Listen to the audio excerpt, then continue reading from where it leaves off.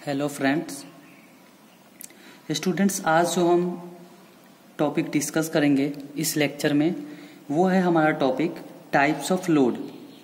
RCC के previous topic में मैंने आपको आरसीसी का इंट्रोडक्शन,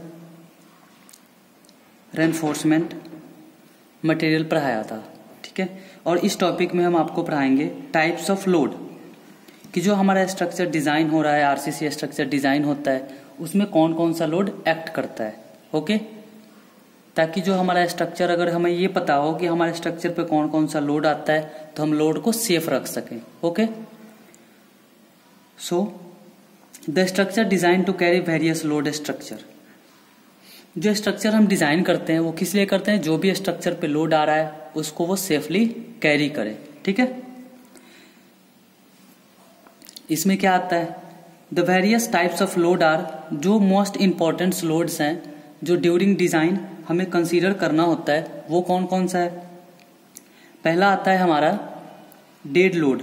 डेड लोड कौन सा है? वो लोड जो स्ट्रक्चर का खुद का लोड हो, ठीक है। सेकेंड आता है लाइव लोड, जो जैसे उसमें कोई फर्नीचर रखा हुआ है ऊपर या ऐसे कुछ, वो हो गया लाइव लोड।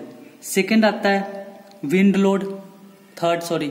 थर्ड में क्या आता है? Wind load. विंड लोड कौन सा लोड होता है? वो लोड जो नेचुरल हवा जो एक्ट करती है ना, हॉरिजॉन्टल में फ्लो करके जो हवा का जो लोड होता है उसको बोलते हैं विंड लोड, या विंड का जो प्रेशर पड़ता है ना किसी स्ट्रक्चर पे तो उसको बोलते हैं विंड लोड। नेक्स्ट आता है हमारा स्नो लोड। स्नो लोड क्या चीज होता है? जैसे आपने कभी देखा होगा जो ठंडे इलाके हैं हमारे इंडिया के, जैसे वहां पे क्या पड़ता है? बर्फ पड़ता है, तो उसके छतों पे ना बर्फ जमा हो जाता है, तो वो तो एक्ट करेगा लोड उसके ऊपर, तो इसको क्या बोलते हैं हम? ये स्नो लोड। नेक्स्ट आता है अर्थक्विक लोड। अर्थक्विक लोड क्या होता है? देखते हो जब अर्थक्विक का मीनिंग होता है भूकंप। भूकंप जब आता है हमारे कहीं भी आता है, किसी भी एरिया में आता है, तो वो क्या होता है? एक वाइब्रेशन सा जनरेट करता है वो, ठीक है, जो पूरे बिल्डिंग को पेंडुलम की तरह वो उसको मूव करता है, ठीक है। जैसे ये है, ये पेन है, अगर भूकंप आता है तो कैसे ये ऐसे कैसे मूव करता है, यानी इस पे भी हॉरिजॉन्टल फोर्स लग रहा है कोई, तो इसको अगर इसको प्रॉपर वे से रोकने के लिए उस फोर्स का कोई इफेक्ट ना हो उस बिल्डिंग पे, इसके लिए हम क्या करते हैं? ये अर्थक्विक लोड को कंसीडर करके चलते हैं बिल्डिंग डिजाइन में, ठीक है। तो हम एक एक करके अब डिफाइन करेंगे। पहला है हमारा डेड लोड। तो डेड लोड क्या चीज है? डेड लोड होता है the dead load are due to self weight of structure. Dead load कैसे एक्ट करता है? Due to self weight of structure. These are the permanent types of load. ये क्या चीज होता है? ये परमानेंट लोड होता है। ये क्या चीज होता है? ये परमानेंट लोड होता है, ठीक है। जैसे किसी भी बिल्डिंग पे कोई लोड आ रहा है, ठीक है, उसको हम हटा नहीं रहे, वो परमानेंट उसी स्ट्रक्चर पे लगेगा, ठीक है। उसको क्या बोलते हैं हम? डेड लोड, यानी ये सेल्फ वेट है। अब वहां पे कौन कौन सा एक्ट करेगा? जैसे हमने कोई स्ट्रक्चर बनाया तो उसका मास है, यानी उसका वेट होगा कुछ ना कुछ, ठीक है, तो वो क्या चीज हो गया? परमानेंट हो गया। फॉर एग्जाम्पल, जैसे ये हमारा पेन है, पेन कैसे बना हुआ? ये स्ट्रक्चर लगा हुआ है पूरा, तो ये पूरा स्ट्रक्चर का वेट जो है वो क्या चीज है? सेल्फ वेट है। मीन्स जो हमारे हाथ में अगर ये लोड आएगा तो कौन सा आएगा? पूरे पेन के जितना भी इसके अंदर जो भी इक्विपमेंट है सबका लोड हमारे पास आ रहा है, ठीक है। उसको बोलते हैं हम डेड लोड, यानी सेल्फ वेट ऑफ स्ट्रक्चर, ठीक है। अब सेल्फ वेट कैसे आता है और डेड लोड एक्ट कैसे करता है वो देखो इधर। फर्स्ट ऑफ ऑल हमारे पास आता है self weight of wall, floor.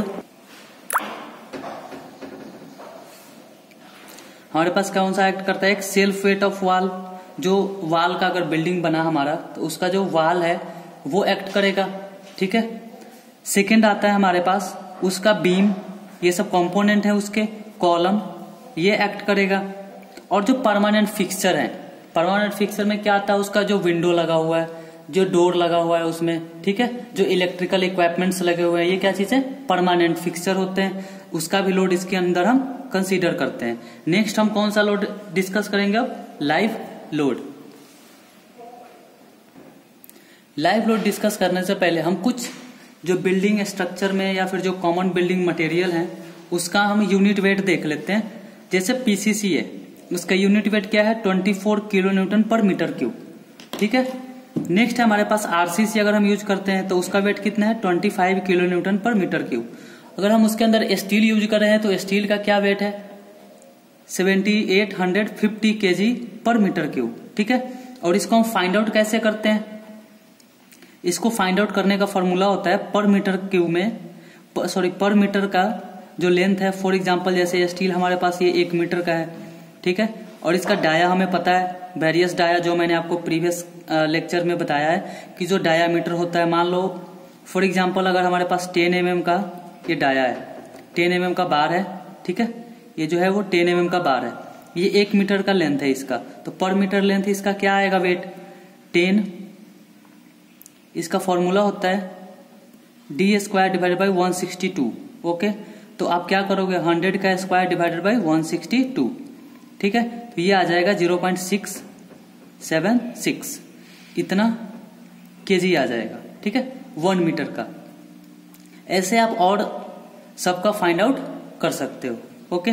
तो ये स्टील का वेट कितना होगा 7850 केजी पर मीटर क्यूब।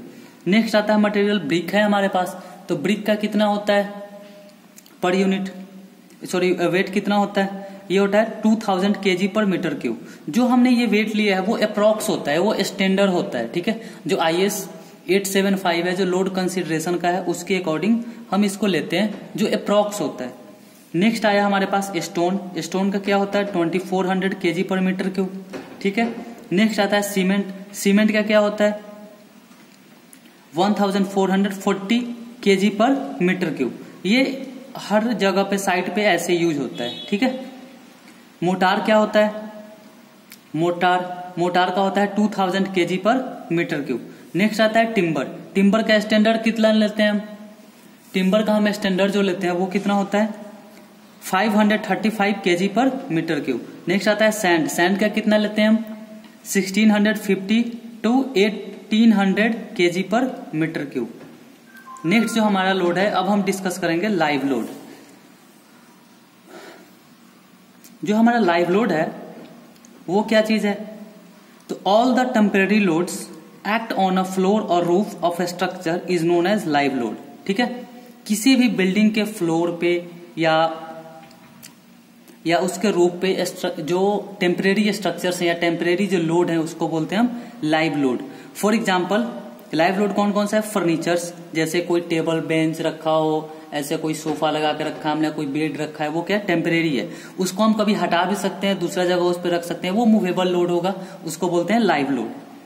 ठीक है। कोई मशीन से इक्विपमेंट्स हमने रखा है, जैसे लोड ऑफ पीपुल, जो हमारा वेट है, हम आते हैं जाते हैं ऐसे घूमते रहते हैं चारों साइड, उसको बोलते हैं लाइव लोड।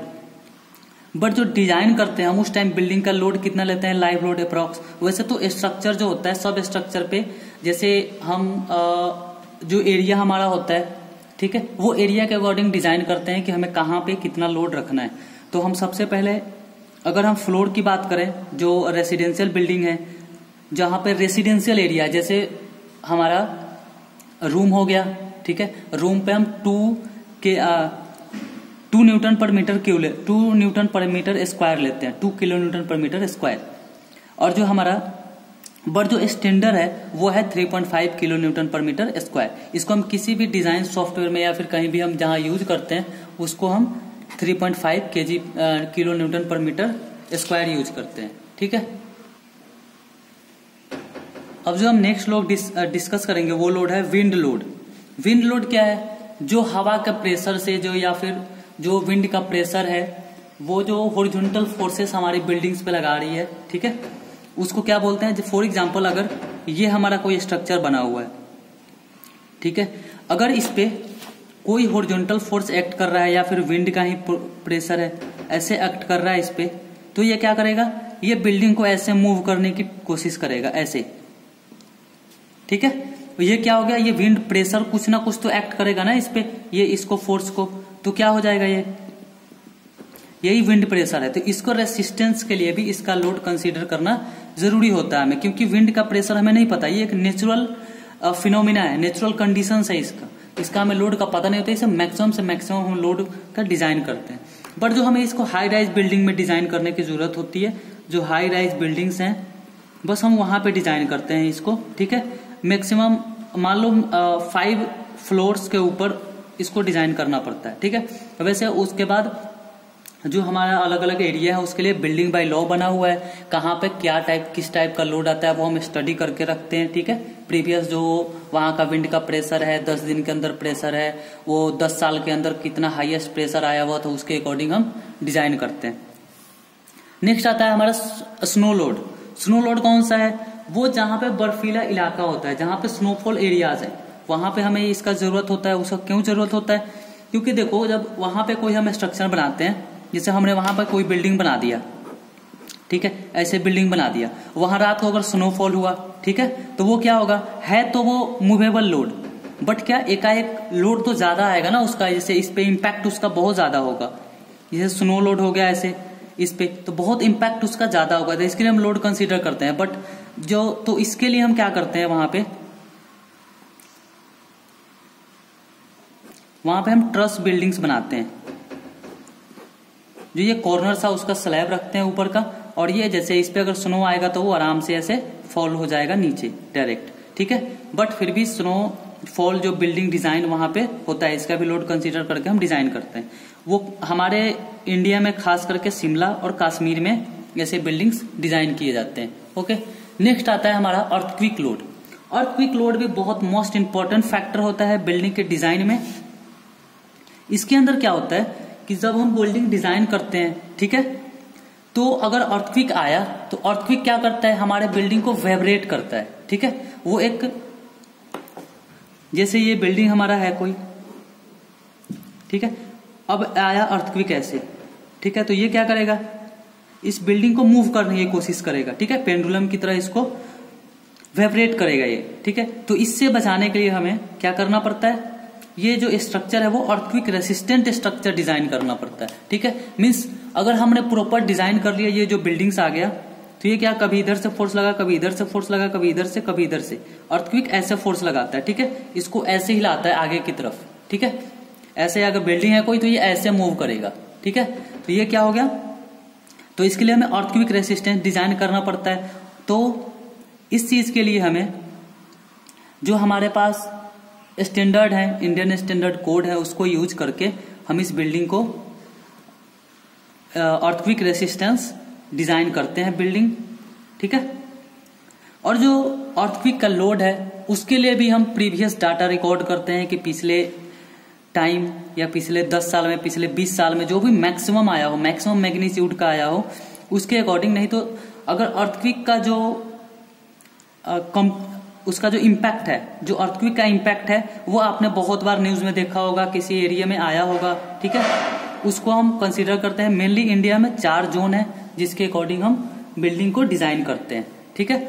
और वो चारों जोन के अकॉर्डिंग लोड का फैक्टर होता है, ठीक है, वो हम आगे पढ़ेंगे जब हम ये बिल्डिंग डिजाइनिंग आएगा हमारे पास, तो हम वहां पे स्ट्रक्चर के डिजाइन के टाइम पढ़ेंगे ये चीज कि अर्थक्विक क्या है। अर्थक्विक का आपके पास सब्जेक्ट भी है, हम उसमें प्रॉपर तरीके से पढ़ेंगे, जो भी कोड यूज होता है वो किस कंसिडरेशन से होता है, कैसे कंसीडर करते हैं किसी लोड को, ठीक है, उसके अकॉर्डिंग हम आगे अभी आने वाले लेक्चर्स में पढ़ेंगे इसका, ठीक है। ओके स्टूडेंट्स, अगर इसके रिलेटेड आपके पास कोई भी क्वेरी हो, कोई भी क्वेश्चन हो, ठीक है, तो आप हमें कांटेक्ट कर सकते हैं। Okay, thank you.